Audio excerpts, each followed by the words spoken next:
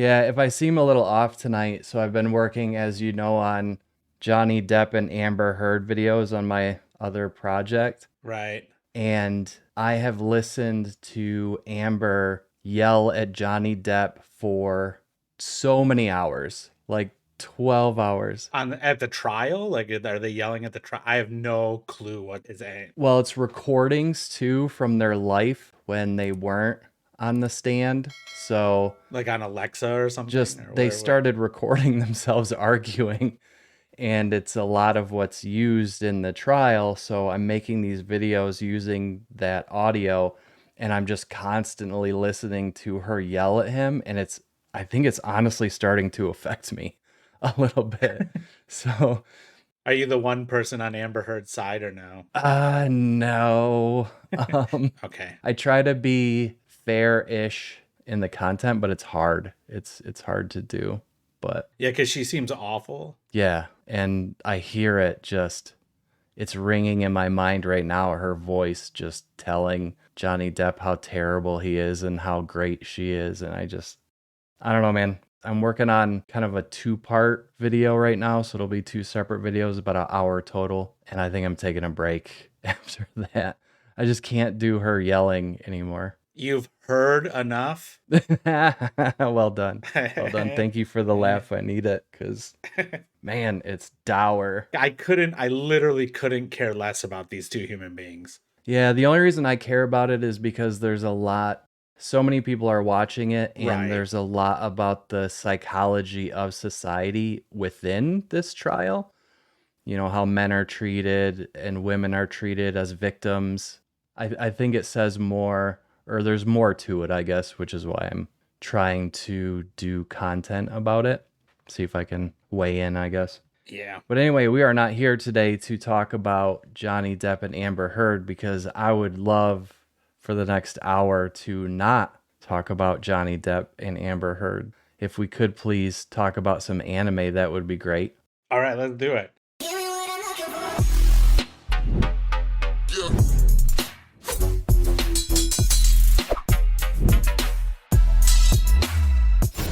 This is the Anime Shoshin. Are you ready?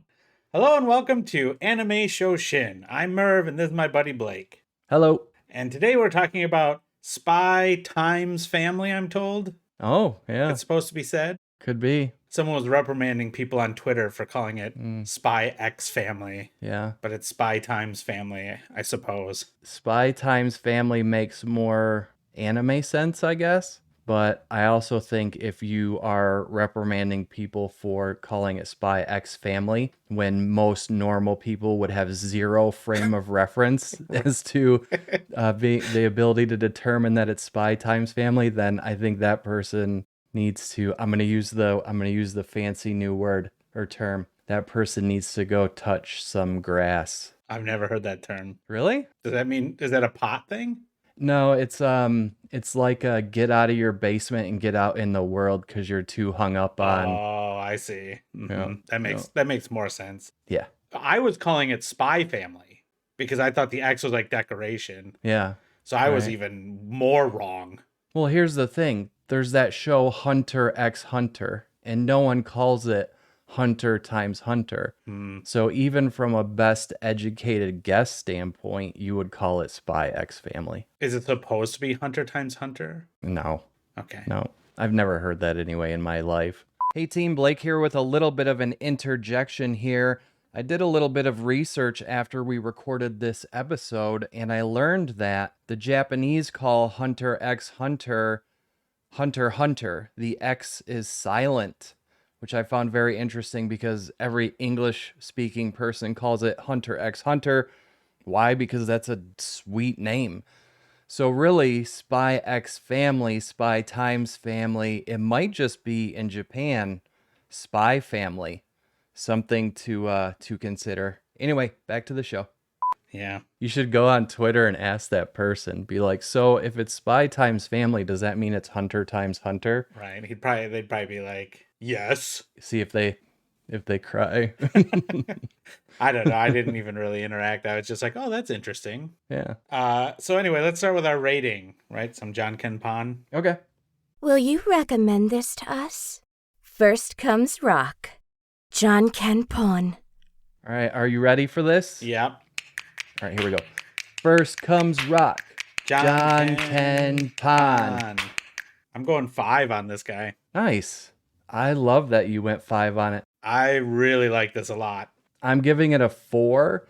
The only reason I'm giving it a 4 is I would say, to me, it's a 4 so far. Okay. You're leaving room in case the ending blows. Yeah, I'm leaving a little bit of room because I feel like there's highs and lows here, and I don't know which route it's going to go, if it's going to go with the highs or the lows. Could buy that. But I can tell you some of the stuff towards the end. So we've been able to watch. Did you get through the first 5? Did you watch the first 5 or the first 4? 4? Is there a new English dub of 5? No, I just watched it subbed. Then probably 4. I only watched English dubs. Okay. So I got through 5, and I will speak a little bit to that. So apologies in advance, Merv. But The last one I saw was them doing the test. okay. The school test. The school admissions test. And that's the best episode. In my opinion, that's the best episode that we've seen so far. It was a good episode. Yeah. So the episode after that is much less consequential to the story. So you won't really be missing anything as I talk about it. I don't really care at all about spoilers anyway. I'm not that kind of person. But anyway, that's why I gave it a 4. However, I will say it is excellent, and it is different than what we've talked about before. Like, it's a different story. It's a different anime, which I really like. So with all of that said, let's get into briefly what it's about. I'm going to totally do this off the cuff or off the top of my head because there's not a ton of episodes. Sure. So basically, you've got a spy who there's 2. Let me back up here. There's 2 already terrible nations. Right. There's 2 nations in this pretend world that we're in. It's like Westeros. I know that's not the name. Right. It's like Westeros and Osteros or something like that. Well, it's kind of like, isn't it like Pacifica and Oceania? Those Yeah, are like something like that. Those are the countries from 1984. Yeah, it's very much like that. It's close to those. I don't know it exactly, but I wondered. I didn't look it up, but I wondered if they had taken some drugs from 1984. Yeah, some ideas, not drugs. It's not like stealing, just like here's a homage. Yeah, one of them definitely begins with a W, but I don't know the names. But anyway, there's these 2 countries, and that's all there is in the world. So it's like if, the United States and Japan were the only countries in the world. So they do spy games back and forth. And Twilight, the most amazing spy ever, is tasked with getting information from someone working at this Eden school. And for some reason, the only way to get to this person is to get a family and a child into the school, because apparently the person doesn't leave the school. Well, he doesn't. He is very hard to earn the trust of, and he trusts all the people in the school. Is what I think is what they were going with. Yeah, I think you're right. Yep, thank you. It doesn't matter. It's just a simple. Yeah. We got to get to this guy. So anyway, Twilight has not had a family before. So first he goes to an orphanage and he finds Anya or Anya, whichever you want to use. And he's like, all right, I'll take this kid. Then he's at a clothing tailor place and finds... Crusher or something. Come on, Jessica. She's playing recordings of your arguments. Yeah. He's at a clothing tailor and finds a woman to be the wife. Now, I'm obviously skipping a bunch of stuff. I will circle back around, I promise. So he finds Anya to be the kid and Yor to be the wife. It just so happens Twilight's a spy and Yor is an assassin, and Anya is a telepath and can read people's minds. So it's this combination of these things that makes this anime great. So they all form this fake family together and start practicing to try to get Anya, gosh, I wish I could remember which, into this Eden school. And for the first few episodes, we see them go out on like a family date to get cultured at the opera, and they go to a park and a few other things. They study for the entrance exam to this Eden school, and then they go and do the entrance interview at the Eden school, and then we find out if she gets in, and after that, because she does get in, spoilers, they do a special party for her to celebrate her getting in. And really that's, at a high level, what it's about so far. But what it's really about underneath is this family of completely different people coming together, and you just know already that they're going to become a real family by the end of this. Well, you're rooting for that. Yeah, absolutely. Absolutely.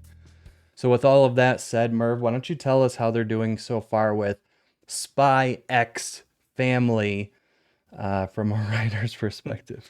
Regale us with your wit, storyteller. Well, the reason I like this so much is because it simplifies a lot of things, so you don't have to do a lot of work and allows the characters to shine. So I've talked before, I think the Holy Triumvirate, character, setting, plot are kind of your big three.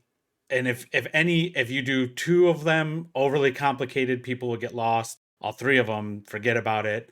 It's nice to do one of those three things as simply as possible. One of them more complex, and then one of them you can get as complex as you want, as long as the other two are kind of familiar to us.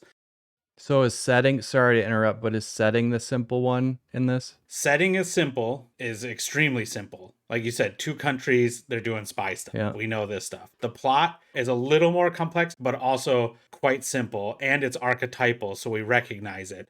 Now, there's kind of a couple plots. There's a simple, go get the MacGuffin plot, go get the information. They need to get into the school, so they have to do these things so she can get into the school. Next, they'll have to get close to him, and they'll have to do certain things to get close to him. But so far, we have a very simple setting. The setting, I would say, is probably a little more complex because we don't know these two countries. The spies are kind of their own thing, and the assassins are their own thing. And Anya is a telepath that was like in a government experiment, and We don't know anything about that, yeah. right, but the characters are what's very complex here. And we have these three characters, and you mentioned one's an assassin, one's a spy, and one's a telepath. And the interesting thing about it is none of them know it of the other person, Yeah. except Anya knows it because she can read their minds. Right. But she knows Lloyd or Twilight is a spy. She knows Yor is an assassin, but Yor doesn't know Twilight is a spy. And Twilight or Lloyd doesn't know Yor is an assassin. And neither of them know that Anya is a telepath. Yeah. And so you have this dramatic irony set up where we know all this stuff about the characters, but the characters don't know this about each other. And we're constantly tense that these things are going to come out in the open and ruin everything because we are rooting for them to be a family. So we are rooting for Anya to pass the test. So some would argue, I mean, you can simplify this as far as you want. There's only two plots. Stranger comes to town and someone goes on a quest. Those are the two giant archetypal plots, but there's a bunch of other ones that you can break down, heist plots and various others. This has a fish out of water plot, which we've seen a bunch. He's a hard-nosed spy, but now can he be a family man? You know, we've seen this plot, so it's very simple for us. And also the Odd Couple plot, which is like a buddy cop movies are a lot of Odd Couple. The show The Odd Couple was an Odd Couple plot.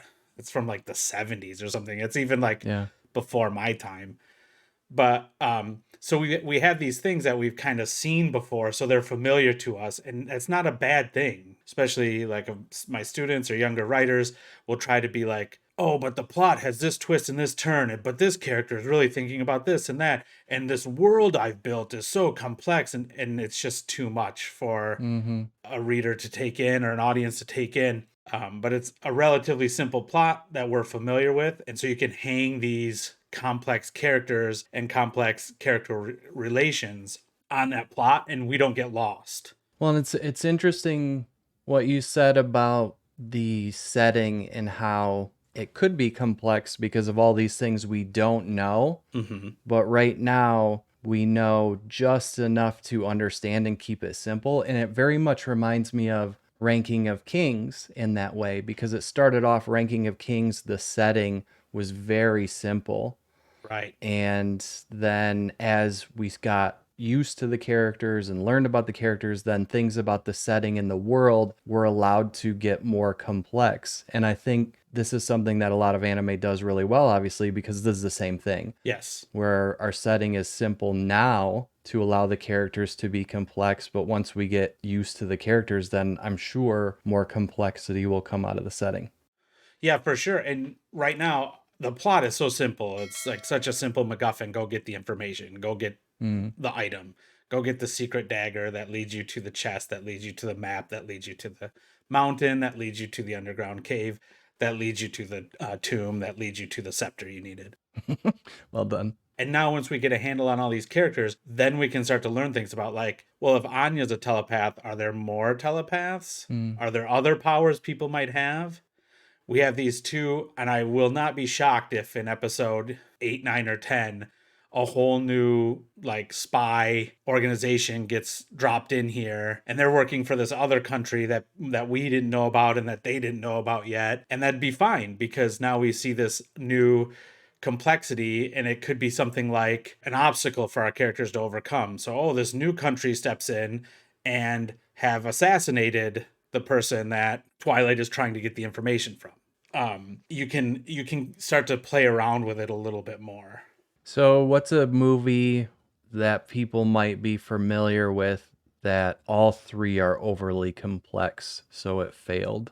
The one that sticks in my mind the most is John Carter from Mars, which I think they just called John Carter. It was originally called John Carter from Mars, but then they thought women wouldn't go see it, and so they just named it John Carter. But it doesn't matter. No one will go. No one went and saw it. Yeah. And that's one of those things where there's all these different aliens, and they're on Mars, and there's like 5 kingdoms of aliens or some such, and they all have different cultures and abilities, and so everything is just overly complex. And then there's like plots with quote unquote twists and turns. It's one of those ones that I think that failed because of all 3 of them. But the problem is, it's hard to come up with examples because those movies generally fail. Yeah. Especially movies. Movies are the hardest to do, like in a series like this, in a manga that's serialized in long form, a television show that has multiple seasons, you can start to get more and more complex. So let's get into, if you're all right with it, Yep. Let's get into some of the things that we really liked and did not like so much about this. Mm-hmm. I see you have made your decision.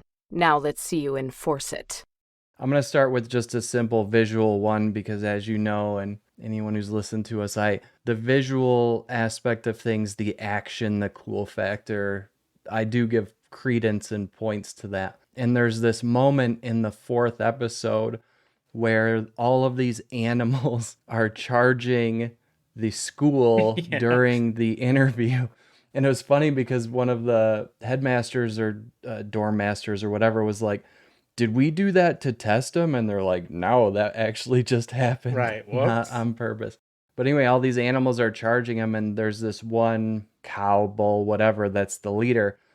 And Yor jumps up and does a bunch of pressure point things to this bull, and it knocks it down and like paralyzes it. And that scene, I think, is like a perfect example of how well the action, there's not a ton of action, maybe like one scene every episode or so. But when it's done extremely well. And there are a few of them that actually rewound to watch again because they're so cool. So the action is done extremely well in this, which can sometimes be a fail in anime. So I really did appreciate that. And I probably won't forget that visual. And that was a great scene for a lot of reasons, because I mean that whole movement of the test was good. From like, it was funny, but it was also exciting, and there was a lot of tension and all that stuff. But that was a great scene too, where you see the kind of the differences of the 3 with how logical Twilight/Lloyd is being and trying to like think of something, and how Yor kind of just reacts because she wasn't supposed to. She's kind of giving away her assassininess. And she even says like, I learned that from yoga class after that. And then Anya goes up and is like completely empathetic to the cow, and you see kind of all 3 characters and kind of how their differences kind of work together in that scene. Yeah, it is super cool because the first thing I like to call him or think of him as Twilight when he's doing something cool, and then Lloyd when he's doing something Family lame, stuff, yeah. kind of like a Superman Clark Kent thing. Yeah.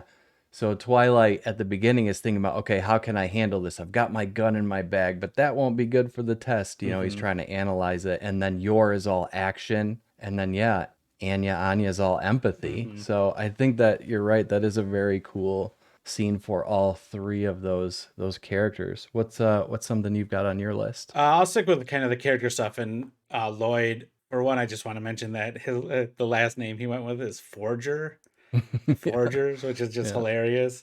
But Hmm. there's a scene where the shift is so intense in his character that it's so great, where he shifts from like a complete dick to being super sympathetic, because with Yeah, Anya, where he's like just kind of mean to her and like, I'm just gonna leave her behind or whatever. She's not working out, and you're like, God, this guy's kind of a dick. I don't know if I can get behind him. And then he flips to immediately to, I've never been able to have a family because of this stuff that I went through. So I don't know how to interact with family. And you're like immediately to sympathetic, like you yeah, start to yeah. understand why he's behaving like he's behaving. And it's a really nice kind of move in the character right away. Yeah, that's good. That's smart. And you don't even need a lot. They just show a few seconds of him as a child, like crying in Yeah. the rain or whatever, with a little bit of narration over it, and you immediately get it and understand. Yeah, that's good. One thing I didn't like so much about Lloyd, and it seems a little against character for me, when they're preparing for the test and Nanya isn't doing great, he like wusses out two or three times in a row and is like giving up. And he's like, this is the worst. This is not going to work. This is not going to Yeah. happen. There's no way. And I'm thinking to myself, how can you be the greatest spy in the world and yet be someone who can give up so quickly? Like that doesn't play to the character. So it made it stand out to me even more when he kept sitting there at the little coffee table being like, this is not going to ever happen. This is not going to work. And then he'd be like, well, maybe it will because something else happened. And then it was never going to work. Blah.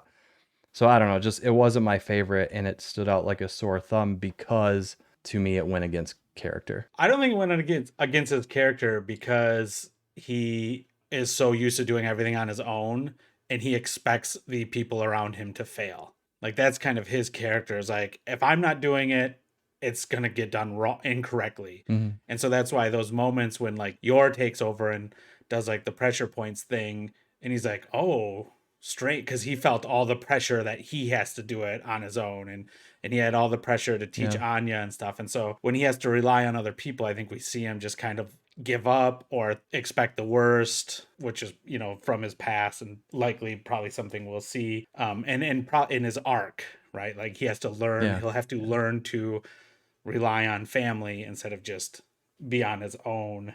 I do like that growth. I would prefer it to be instead of like a sulking to be like a I'm out of here type of thing. So instead of Yeah. being like, oh man, woe is me, to be like, all right, forget this. And then maybe he leaves for a bit and comes back or something, something that played a little bit closer in that way. But yeah, that makes sense. That was mine. So what do you have next? Well, since you mentioned the voiceover, there was a couple of points of this. I like the voiceover when Anya is on screen and we know we're from her point of view and we're hearing someone else's thoughts through Mm-hmm. Anya. And that flashback you're talking about, it was his voice over that. There was a couple times though when they weren't showing the character's face and I didn't know if they were thinking or talking out loud. Like there's Mm-hmm. like, I'm like, is he saying this out loud? That's a weird thing to say out loud. Are they thinking it? And there's also parts where we get other characters' thoughts with Anya not there, and I don't like that. I wish we just only got him when she was, just to not be confused. Yeah. For what characters know what, what characters understand what, or what characters are privy to what information. And the worst one to me, because we got it and they just did it for no reason, I felt like, was when they did a quick flashback of Anya. It might have been at the beginning of an episode, like maybe episode 3 or something. And they're like, just some random voiceover. It wasn't anyone thinking, it was like a voiceover artist. And he's like, this child is a telepath. She has been through 4 families, blah, blah, blah. And it was like a weird, like, Yeah. insert. And it's like, we already know all this information. And I don't know if you're trying to catch us up or if it just felt like one of those, hey, idiots, here's what's happening. What's strange is I had watched some of these, and I'll have to go back and check, but I watched some of these subtitled and some of them, whatever was available, dubbed, Right. kind of as it was going week to week. Number one, the narrator is the same voice as the narrator in Ranking of Kings. And Okay. that voice actor, I apologize, I don't know his name, but he is right now the narrator. So if an anime needs a narrator, they call him up and he is the voice. I mean, he's for the good. narrator. It wasn't a problem with the voice acting. Yeah. What's strange though is I'm not positive, but I feel like it wasn't in the sub because it threw me off when I heard it. Mm-hmm. And I don't know if either was something lost in translation or what, but I don't remember it in the sub. I would actually recommend, and this is totally against character type for me, Mm-hmm. but I would actually recommend try one subtitled. And I'd love to talk about, because I'm sure we'll come back to this, I'd love to talk about your thoughts on the sub versus the dub in this. Do they do something to differentiate in the head as opposed to out loud? That I don't remember. This is going to sound really dumb, or not dumb, but really strange for me, for us. Some might call it dumb. I feel like the subtitle is clearer and cleaner, and I get it more, and it's more entertaining. So, for example, when Anya is saying forger, she can't like say her F's. So she says horger. And there's a few little comedy beats like that where she's saying things incorrectly. And it's hilarious when you're reading it because you can pick it out instantly. Yeah, see, I didn't even catch a lot of that. When she's speaking it, it's harder because it's going by so fast and it's not super enunciated. So you're missing a lot of that humor as well. And I laughed a lot about her mispronunciations because some of them were just perfectly timed.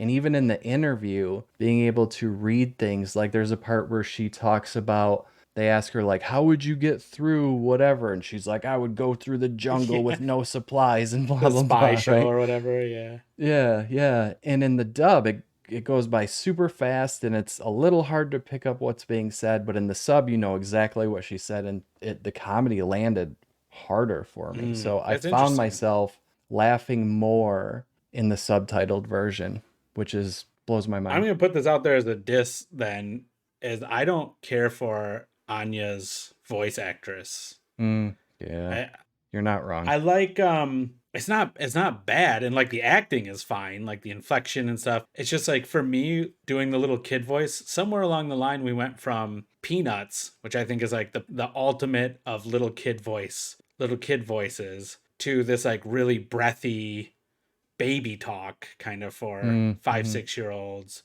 And there was still a lot of humor for Anya. I'm gonna jump in on this real quick, and actually I'm gonna be a little bit of a dick. I'm gonna disagree and say I don't think the voice acting is done real well, the inflection point, stuff like that. And I would love to revisit this, so please watch a sub. Okay. I know you will, but watch a sub, and I'd love to revisit this and what you think of Anya's humor and stuff like that after being able to read it and hearing the Japanese voice actor, because I think you're right in that it is a bit of a mismatch. And also the enunciation. Yeah, it stuck out to me, and usually it doesn't. Usually the voice acting stuff, you're like, this guy is the best voice actor ever, and I'm like, I seemed fine. Yeah, and so if it sticks out one way or the other, like, oh, this is very good voice acting, or this isn't hitting for me, then it's usually a big either miss or big extreme. Yeah, but like still the jokes, like how she kept going like, daddy is a big liar, or Papa thing she calls him. Papa is a big liar, like and now I have a 3-year-old daughter, so like a little younger than Anya, but I feel like they're writing her pretty well in terms of that kind of thing, doing the things that they don't, that she's not acting like an adult and that kind of thing.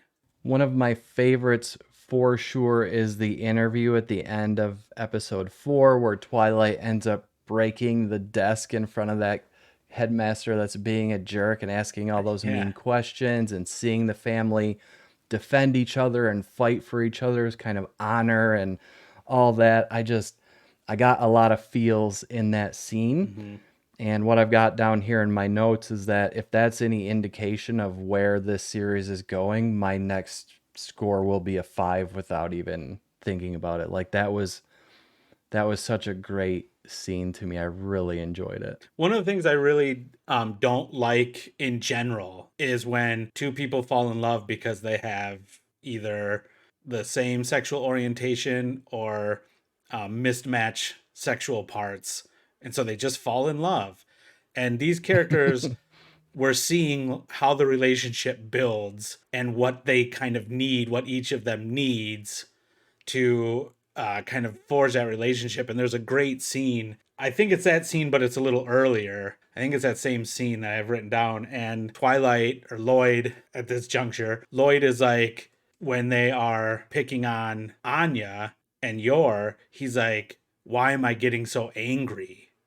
And so Yep. that's a show Yeah, that's that of scene. we Yep. see his character starting to change, not being able to control his emotions, not running on nothing but logic, and actually see him and see that relationship being built where he's coming to kind of have some sympathy or empathy for other people. And I like that they're showing that relationship building instead of just, I saw you in the tailor shop and now we are in love.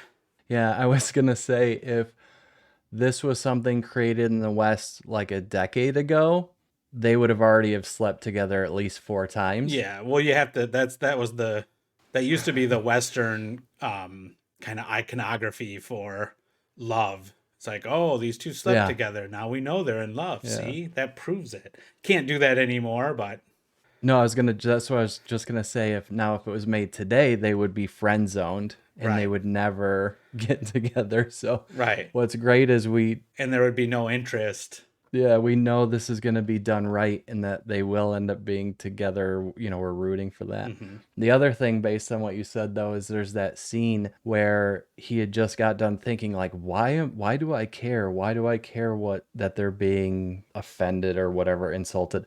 And then there's that scene where he's got crazy eyes and his fist is hanging in the middle of the Yeah, air.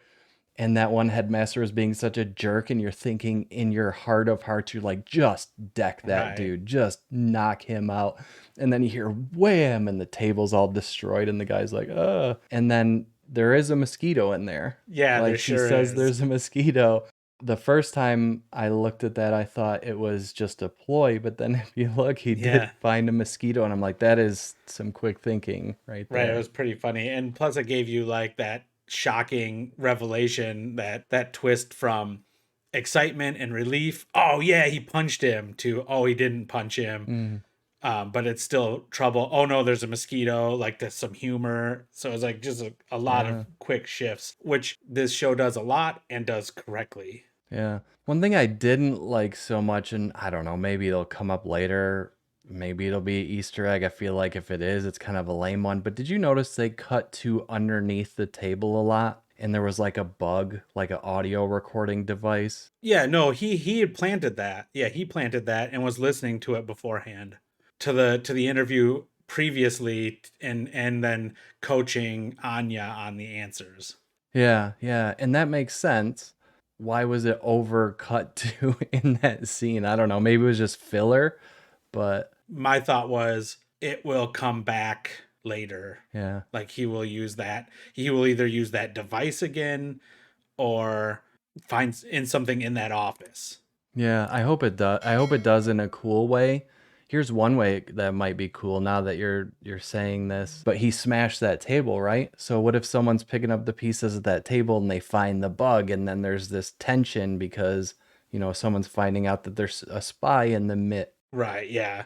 That could be the other thing, like that'll show that it's there.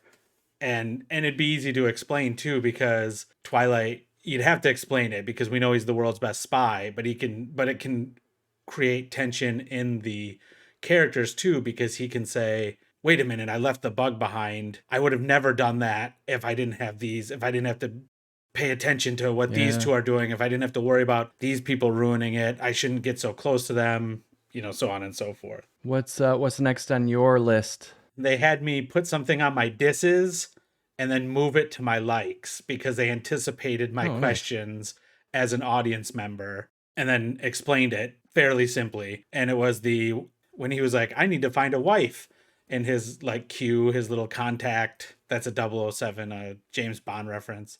His like helper like dresses up like a girl and is like, I'm gonna be your wife. And it's a funny scene because he's like, you're so ugly, and he's like all offended that he thinks he's an ugly woman and stuff. And so that's like, it was good humor.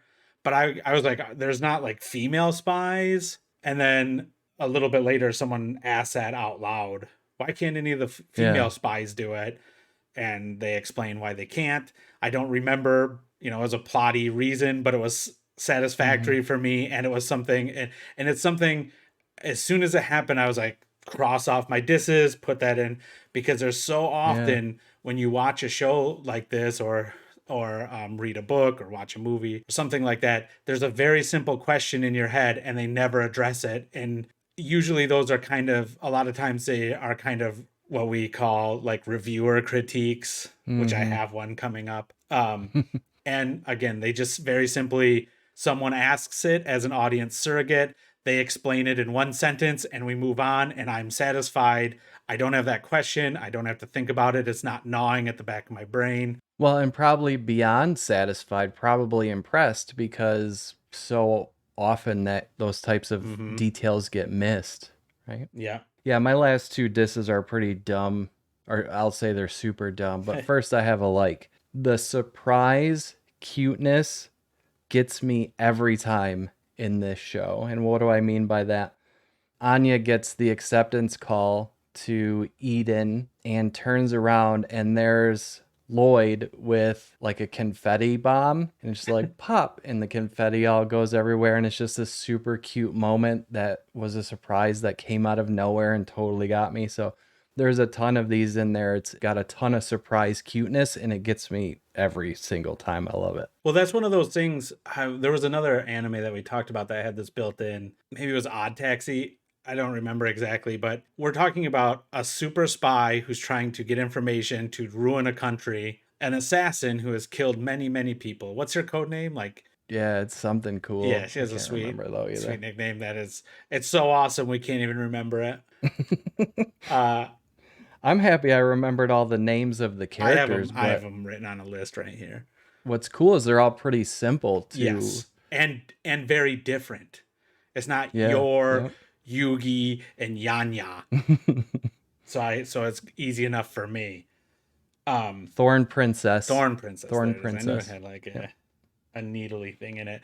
But what it does is it has that built-in shift, that built-in emotional shift or emotional charge, because we're talking about spies and assassins and telepaths that are government experiments, probably made for war or espionage, or like basically not good people, but all this cuteness and family togetherness and stuff. So it has this built-in charge that Yeah. because we're talking about something kind of dark, the cutesy stuff comes through even stronger. So next, this is a pretty major issue, I think, with this anime. It's kind of a dumb diss, but I still think it's a major problem. They blur the poop. Did you notice that? Was that in episode 5? It's when they're going into Eden to go to the interview, I think, and Anya steps in poop. That sounds familiar. And she's like, I just stepped in poop. And they show the poop and it's blurred. And it so reminded me of two things. One, hentai, because like all the hentai is I have no idea frequently what you're talking about. blurred. Yeah. The actual adult part. So it made me wonder if, I bet that's like a thing where they had to, where you can't show that unblurred. I don't think it was for comedic effect. It's going to be a big downer for this young generation, the like post 2000s, because they love poop. Everything is poop emojis. Every game is about the dog that poops, the cat that poops, the gerbil that poops. There's just nothing. All the books are about pooping. So It's a big problem. it seems to be their go-to unicorn rainbow poop. So I think that's an antiquated law in Japan. I firmly believe that the reason it was blurred is because of the same reason that hentai is blurred. And I think it's an antiquated law they just got to get rid of. So the First Amendment would be to unblur all the shit. Yeah, unblur the poop. Yep. What do you got next? The right to free peas. My like kind of nitpicky is there's a scene where Yor is at the tailor shop and they're like, here's this beautiful blue, and she's like, I love that beautiful blue, but I only want black or red or something. She says like, oh no, I just Yeah, need black or red because of the blood. and yeah, blood splatter. And I'm like, okay, that makes sense for red, but black? Yeah, I no. feel like black does not hide blood splatter at all, and if it does, it does it just as well as royal blue. Right. So that was just a little nitpicky. Like, I mean, it was like it was like them trying to be funny, but You mentioned that though, and that did stand out to me as well as, I don't know, I thought it was kind of dumb. yeah, it's just one of those things where you go like, I didn't laugh. I Right. wasn't like, oh, that's funny, and there's so much in this that is funny. And I didn't Right. go, oh, that's cool either.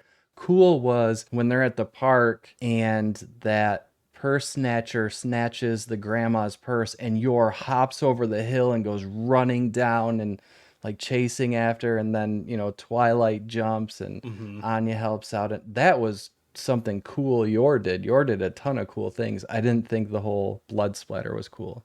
That's another one of those great scenes where we see Yor is action first, emotion, Mm-hmm. like I'm going after this person, I'm stopping them. Lloyd would have ignored it completely. But then Yeah.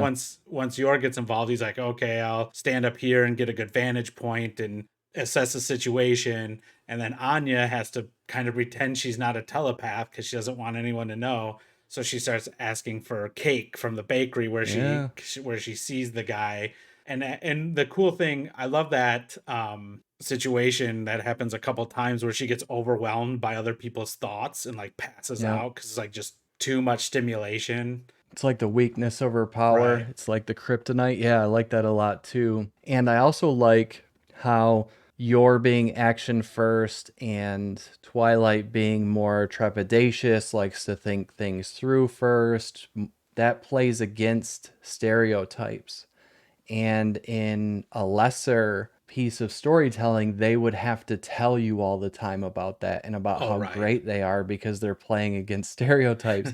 And what's so amazing about anime is nope, they don't have to tell you. They just do it and do it well and make it cool. And it's not spoon fed in your face. There's no signaling, none of that. Just done expertly. And you accept 100% Yor as this badass assassin that's all action. 100%. And you accept Twilight as this thoughtful, slower to act kind of Reserved. spy. Yeah, reserved. And now they have different missions that they're gonna, because she gets her assassination mission, right? And so they have these Yep. different missions that they kind of have to do, that they'll have to do together. Well, I should not say together, I should say at the same time, Mm-hmm. without the other one finding out. Which is what we're all waiting for, especially the telepathy. And I kind of hope it doesn't happen in season 1. Is that weird?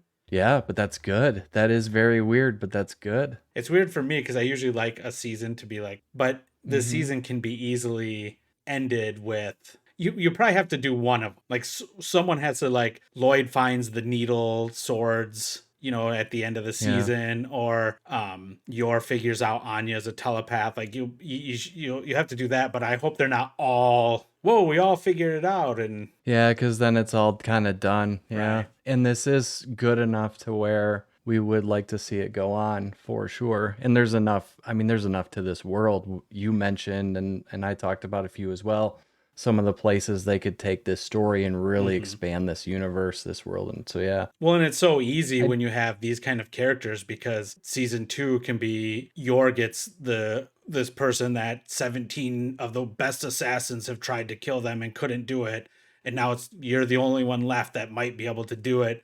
We don't even want to give it to you because, as good as you are, the 17 ranked, because everyone's ranked, the 17 ranked assassins in front of you didn't survive the assassinations attempts, so it's fallen to you. Kind of thing. And that's season 2, like her trying to do that while still maintaining the family and all that stuff. Yeah, with how good this is and how funny it is, you could have side missions and it would be okay. It wouldn't be too bad.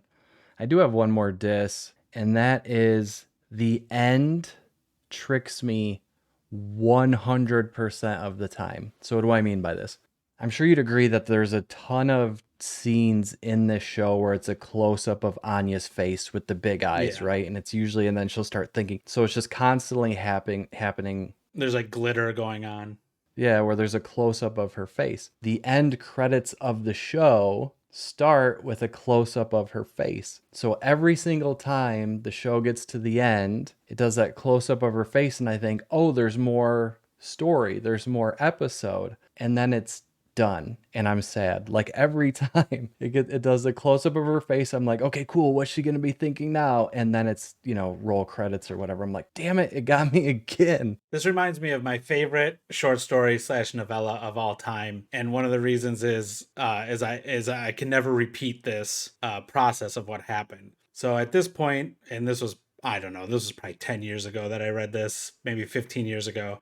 I Am Legend by Richard Matheson, which they made into a decent, well, they've made it into a movie like 10 times. The Last Man on Earth with Vincent Price, The Omega Man with Charlton Heston, Will Smith did an I Am Legend. His is the least close to the book. The Vincent Price one's actually the best one, The Last Man on Earth. But it's a short story that has a relatively surprising ending that I'm not going to give away because it's just very, very good. A good twist. But I was reading it when I first started reading, right before the Will Smith book movie came out, and it was so I could probably even find the year. But I was reading the book, and the cover of the book was just Will Smith standing there in movie regalia, and called I Am Legend. And so I'm reading the book, and what I didn't know is that this was actually I Am Legend and Other Stories. So I'm reading the book, and I Am Legend is like 150 pages or so, but the book is like 400 pages.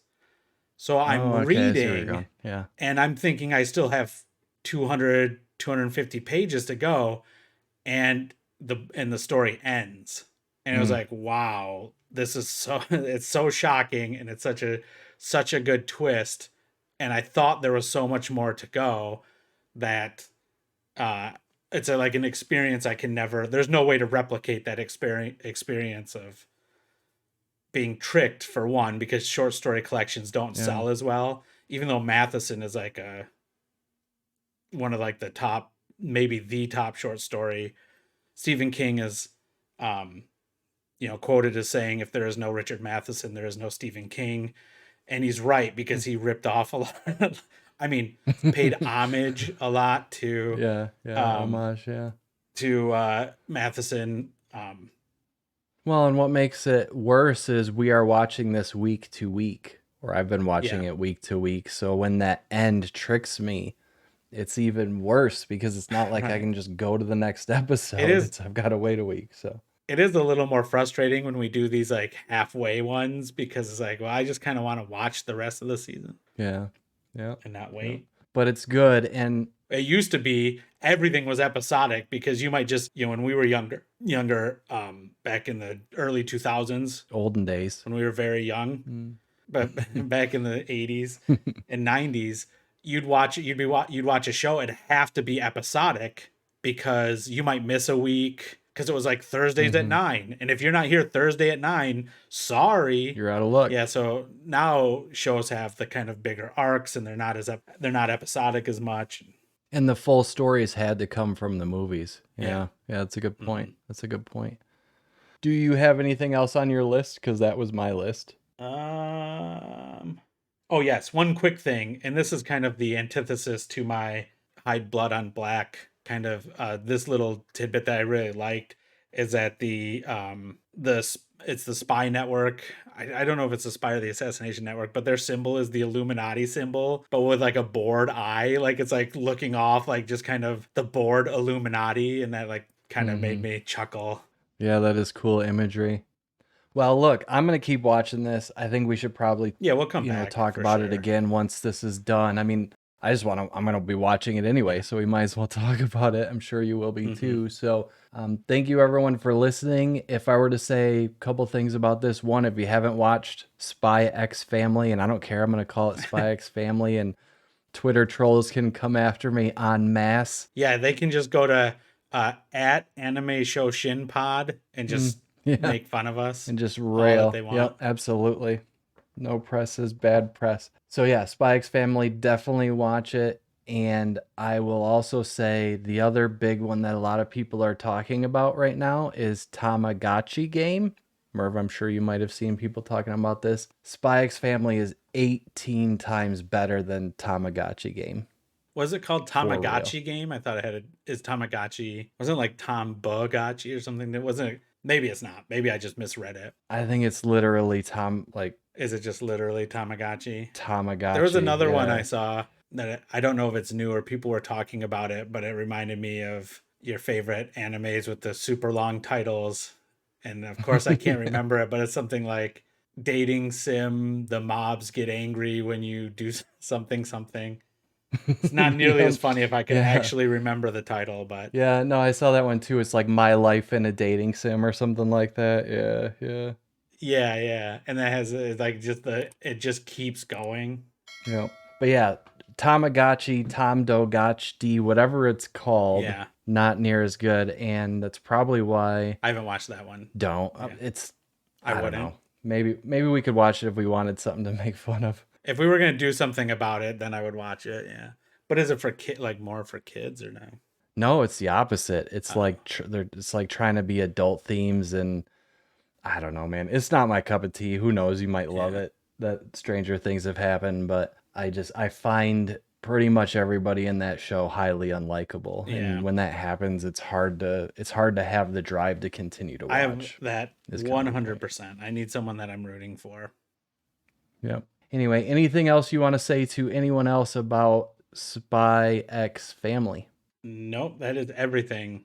All right. Well, thank you everyone for listening. And if you want to find us, you can go to animeshoshin.com to find all of our links. Please share and all that kind of fun stuff everyone asks you for. And we will catch you in the next episode. Bye, everybody. See ya. It's over for you. You're done. But you'll be back.